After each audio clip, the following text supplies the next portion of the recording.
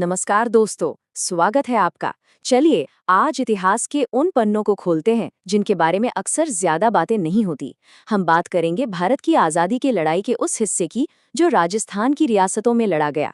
ये कहानी है प्रजामंडलों की, यानी कि आम लोगों के संगठनों की, जिन्होंने सामंती राज और ब्रिटिश हुकूमत दोनों के खिलाफ अपनी आवाज बुलंद की। तो आइए इस दिलचस्प सफर पर मेरे साथ चलिए। तो आज हम इस पूरी कहानी को 5 हिस्सों में समझेंगे। सबसे पहले हम देखेंगे कि इन प्रजामंडलों की स्थापना की जरूरत ही क्यों पड़ी। फिर हम साल 1939 पर फोकस करेंगे। ये एक बहुत ही खास साल था जब एक साथ दो बड़े आंदोलन खड़े हुए। इसके बाद हम एक ऐसी शख्सियत से मिलेंगे जिन्हें राजस्थान का गांधी कहा गया। फिर कहानी आगे बढ़ेगी कुशलगढ़ तक और आखिर में हम इन सभी घटनाओं को एक साथ रखकर पूरी टाइमलाइन को समझेंगे। तो चलिए पहले सेक्शन से शुरू करते हैं। सोचिए 20वीं शताब्दी की शुरुआत का राजस्थान कई रियासतों में बटा हुआ, जहां राजा महाराजाओं का शासन था, पर असली कंट्रोल किसके हाथ में था? अंग्रेजों के। इस दोहरी हुकूमत की चक्की में पिस रही थी आम जनता। भारी भरकम लगान, कोई राजनीतिक अधिकार नहीं।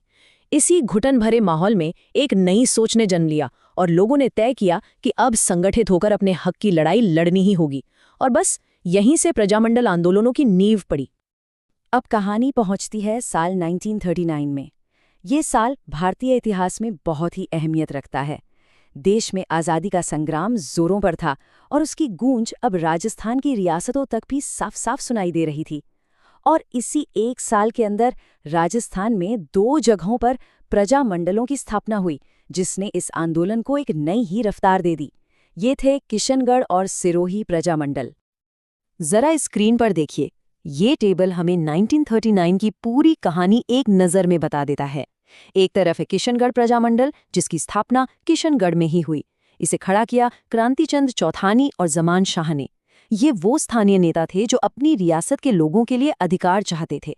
लेकिन अब जरा दूसरी तरफ देखिए, सिरोही प्रजामंडल। स्थापना तो 1939 में ही हुई, लेकिन जगह देखिए, बॉम्बे। ये बात थोड़ी अजीब लगती है ना? सिरोही की लड़ाई बॉम्बे की जमीन से क्यों लड़ी जा रही थी?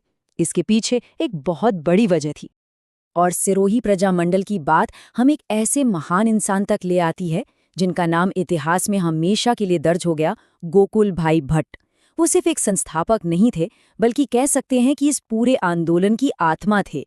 उनका असर इतना गहरा था कि लोगों ने उन्हें एक बहुत ही खास नाम दे दिया था। सोचिए, राजस्थान का गांधी। ये सिर्फ एक नाम नहीं है, ये एक बहुत बड़ी जिम्मेदारी है। ये उपाधि हमें बताती है कि गोकुलबाई भट्ट के काम करने का तरीका पूरी तरह गांधीवादी था। सत्य, अहिंसा और सत्याग्रह। उन्होंने बिना हथियार उठाए लोगों को एक साथ लाकर अपनी आवाज उठाने की ताकत दी। उनकी सादगी, उनकी ईमानदारी और लोगों के लिए उनका समर्पण, इसी ने उन्हें जनता का हीरो बना दिया और वो रियासती आंदोलनों के सबसे बड़े चेहरों में से एक बन गए। तो चलिए उसी सवाल पर वापस आते हैं जिसने हमें थोड़ी देर पहले सोचने पर मजबूर किया था। आखिर सिरोही प्रजामंडल को बॉम्बे में क्यों बनाना पड़ा? देखिए, इसकी सबसे बड़ी वजह थी रियासत के अंदर का दमनकारी माहौल। सिरोही में किसी भी तरह की पॉलिटिकल एक्टिविटी पर सख्त पाबंदी थी। कोई आवाज उठाता तो उसे कुचल दिया जाता था। ऐसे में गोकुल भाई भट्ट और उनके साथियों ने बॉम्बे को अपना सेंटर बनाया। क्यों? क्योंकि वो एक बड़ा शहर था जहां देश भर के क्रांतिकारी और नेता एक्टिव थे। वहां रहकर संगठन बनाना और अपनी आवाज को पूरे देश तक पहुंचाना ज्यादा आसान भी था और सुरक्षित भी। प्रजामंडलों की ये लहर 1939 में ही नहीं रुकी। ठीक 3 साल बाद 1942 में, जब पूरे देश में भारत छोड़ो आंदोलन का बिगुल बज चुका था, तब राजस्थान के एक और कोने में एक नया प्रजामंडल खड़ा हुआ। ये जगह थी कुशलगढ़। इस साल ने इस आंदोलन में एक और नया चैप्टर जोड़ दिया। कुशलगढ़ प्रजामंडल की स्थापना का श्रेय जाता है भंवरलाल निगम को। साल था 1942 और यहाँ एक और दिलचस्प बात सामने आती है। कुशलगढ़ प्रजामंडल दरअसल बांसवाड़ा प्रजामंडल से अलग होके बना था। ये हमें बताता है कि ये आंदोलन कितने कॉम्प्लेक्स थे। कभी कभी नेताओं के बीच रणनीति को लेकर मतभेद हो जाते थे या फिर किसी खास इलाके की अपनी अलग परेशानियां होती थीं। कुशलगढ़ का अलग होना यही दिखाता है कि ये आंदोलन अपने अंदर भी बदल रहा था और नई नई धाराएं बन रही थीं। तो अब तक हमने 3 अलग अलग प्रजामंडलों की कहानी को समझा। चलिए अब इन सभी जरूरी घटनाओं को एक साथ रखकर देखते हैं ताकि हमें इस आंदोलन के बढ़ने का पूरा सीक्वेंस समझ में आ जाए। इस टाइमलाइन को देखिए, ये कहानी को बिल्कुल साफ कर देती है। शुरुआत हुई 1939 से, जब किशनगढ़ में क्रांतिचंद चौथानी और जमान शाह ने आंदोलन की मशाल जलाई। ठीक उसी साल सिरोही के हक की लड़ाई बॉम्बे से शुरू हुई, जिसे लीड कर रहे थे गोकुल भाई भट्ट। और फिर 3 साल बाद 1942 में भारत छोड़ो आंदोलन के साथ ही भंवरलाल निगम कुशलगढ़ में एक नई राजनीतिक चेतना लेकर आए। ये एक के बाद एक सुलगती चिंगारियों की कहानी है। और हर आंदोलन के पीछे कुछ साहसी चेहरे होते हैं। ये वही चेहरे हैं।